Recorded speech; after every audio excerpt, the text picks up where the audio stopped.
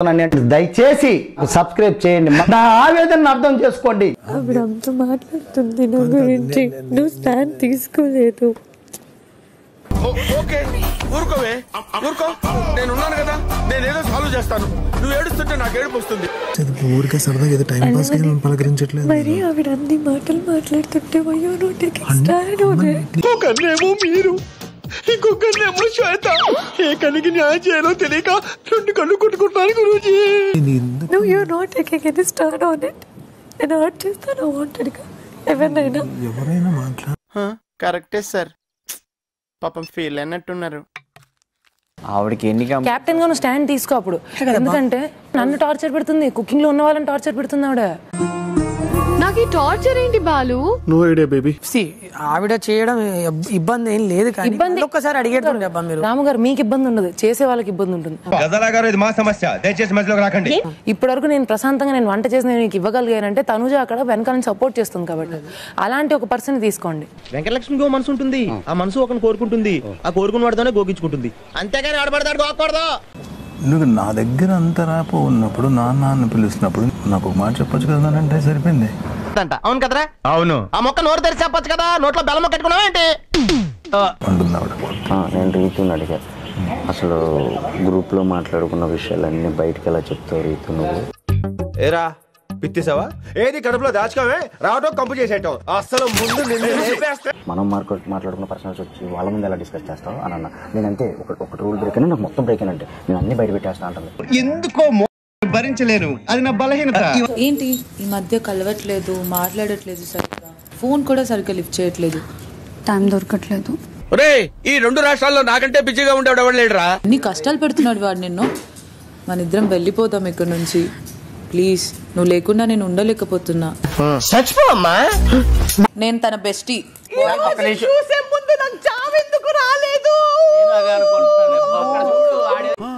Acting చెయ్యి, నువ్వు over acting చేయకు. వెళ్ళి ఓదార్చుకుంటారండి బయటికి. ఇలాంటి అంకుల్ని ఎలా చేసుకున్నావు నువ్వు? నువ్వెక్కడ వాడెక్కడ? ఏమనుకుంటున్నారు మీరు? అసలు మా గురుగారు చూడడానికి ముసలాళ్ళ ఉన్నా లోపల యంగ్ కుర్రాడండి. అది తప్ప మీ దగ్గరకు వస్తుంటే ఇక్కడ అరుస్తారేమో అది తప్ప. రండి.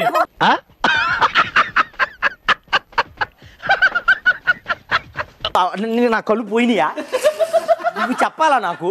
నా కళ్ళు పోయినాయా అంట. సగం నీ వల్లే. చెప్పరా? నీ వల్లే మామ, నా వల్లనే నీకు ప్రాబ్లం అవుతుందంటే వెళ్ళిపోతారా ఇడికెచ్చి. ఈ వారం నామినేషన్ ప్రక్రియ ఇప్పుడు మొదలు కాబోతోంది.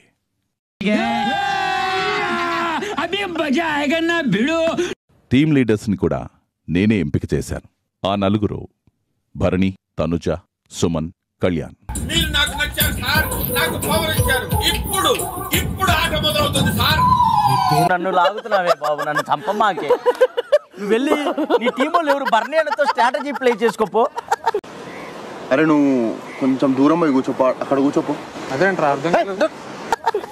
నువ్వే నా గేమ్, నువ్వే నా స్ట్రాటజీ, నువ్వే నా అన్ని. నువ్వు అట్లా ఒకడే వస్తావు. చచ్చిపోతాను ఏమో పైన వచ్చి కూర్చొని ఒళ్ళో టచ్చేది. ఒక నిమిషం. ఇక్కడ ఇంకోటి ఏమైందంటే మన ముగ్గురం హైట్. ఓడిపోయిన వాళ్ళందరూ ఇట్లాంటి సూత్రాలే చెప్తారా? చెప్తా ఉంటారు. ఈ టాస్క్ లో విజేత ఎవరు? సో ఈ టాస్క్ లో విన్నర్ వచ్చేసి సుమన్ అన్న వాళ్ళ టీం. క్లాప్స్ బా. సుమన్, తనుజ ఇమ్యూనిటీ గెలుచుకున్న కారణంగా వాళ్ళని నామినేట్ చేయడానికి వీల్లేదు. నేను ప్రేక్షకుణ్ణి, మీలో మీరు కొట్టుకుని చావండి, నన్ను ఎంటర్టైన్ చేయండి అంతే.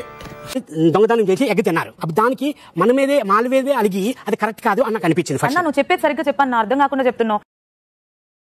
నువ్వేం చెప్పావు నీకైనా అర్థమైందా? అదే అన్నా, నేనే తప్పు చేశానో చెప్పన్నా అని అడుగుతున్నా. ఇక్కడ మాటలు అక్కడ చెప్తున్నావు, అక్కడ మాటలు ఆడుతున్నావు. మరి బ్రోకర్ పని మేము చూసింది స్టార్టింగ్ నుంచి చూస్తున్నాం. మీరు మాకంటే స్ట్రాంగ్ ప్లేయర్, స్ట్రాటజీలో కానివ్వండి అన్నిట్లో మీరు స్ట్రాంగ్ ప్లేయర్. నువ్వు చాలా ఎక్కువ సీరియస్ ఉన్నావు వాడికి. మేము నామినేట్ చేయాలనుకుంది సంజన గారిని. నాయుడు నిప్పుతో నేషనల్ గేమ్ ఆడుతున్నావు నువ్వు మస్ అయిపోతావు. హౌస్ హార్మోని మ్యాక్స్ ఎవరి వల్ల ఇదైతుంది అని చెప్పి ఆలోచిస్తే ప్రతి గొడవలోనూ సంజన గారు ఉన్నారు. పాయింట్ తర్వాత నా కళ్ళతో చూస్తే ఎలా ఉందంటే కయ్యానికి కాలు దూవుతున్న కోడి ఎలా ఉంటుంది, కోడి కత్తి అలా ఉన్నారు అసలు మీరు. ఉంది మన హౌస్ లోకి వచ్చిన తర్వాత నుంచి మోస్ట్ ఆఫ్ ది వైలెన్స్ ఏది నోటుకొస్తే అది మాట్లాడకి వైలెన్స్ ఎక్కడైందిరా? వైలెన్స్ అర్థం ఏంటి? తినడానికి మెయిన్ రీజన్ మీరు. వైలెన్స్ అంటే మీనింగ్ తెలుసా నీకు? ఇంగ్లీష్ తెలుసా? నాకు ఇంగ్లీష్ రాదు. ఇంగ్లీష్ రాదా? యా, నేను 7 దాకా చదివాను. అండ్ నిన్న కూడా జరిగిన దానికి నాకు రోజులో 4 సార్లు రొచ్చకొట్టారు. ఆ మాట ఏంటి మూర్తి? నేను ఎక్కడా చదవలేదు, ఏ సినిమాలో కూడా చూడలేదు. ఆ పదం ఎలా వచ్చిందంటే మీరు మానిటర్ అడిగారా? ఒక మనిషి మాట్లాడుతుంటే 2 నిమిషాలు ఓపిక అనేది నేర్చుకో. చెప్పండి. నువ్వు ఎక్కడి నుంచి వస్తున్నారు రా బాబు మీరంతా? అరే అందులో నిన్న హౌస్ హార్మోని పాడైంది కదా. ఎట్లా పాడైంది? అదే రెచ్చగొట్టిందా? అవును, రెచ్చగొడితే రెచ్చిపోతావా? రెచ్చవాడు అంటే రెచ్చిపోతారండి కొంతమంది. ఫస్ట్ వీక్ నుంచి this is the 4th week కదా. టుడే నువ్వు ఈ రోజు ప్రాపర్ గా నామినేట్ చేసావు. బాబుజీ గారికి ఇంత తెలివితేటలు వచ్చినాయి. అది తీయటం తప్పు, అలా తీసుకోవటం ఎలా, ఇలా దొంగతనంగా తీసుకోవటం ఎలా అని నువ్వు చెప్పి మళ్ళీ దొంగతనానికి నువ్వే హెల్ప్ చేసి ఊరందరికీ నీతులు చెప్తావు, నువ్వు తప్పులు చేస్తావు. అద్దరు నీ మొహం చూసుకోరా. ఈజ్ వెరీ ఇన్నోసెంట్ అని చెప్పాను. కనెక్ట్ అయింది కదా, నేను నీకు కంటెంట్ కోసం చేస్తున్నా అని చెప్పా. తెలుసులే అని ఎందుకంటాడు? చెప్పాను, నువ్వు ఎప్పుడైతే తెలుసులే అని అన్నావో నేను వదిలేసా. సో నువ్వు స్టార్టింగ్ అడగగానే నేను తెలుసులే అనలేదు. ఫస్ట్ అబద్ధం చెప్పడానికి సిగ్గుగా అనిపించలేదా? తనుజ గారు ఇప్పుడు నెక్స్ట్ టైం మనం మాట్లాడుకుందాం. ఎవడరా ఇల్లు అనుకుంటున్నారా? శిల్పకళా వేదిక అనుకుంటున్నారు బే. పాయింట్ వచ్చి ఇక్కడ మా పాయింట్ ఒక్కటే, అత్త మీద కోపం కుక్క మీద రేపు. అత్త మీద కోపం కుక్క మీద రేపు.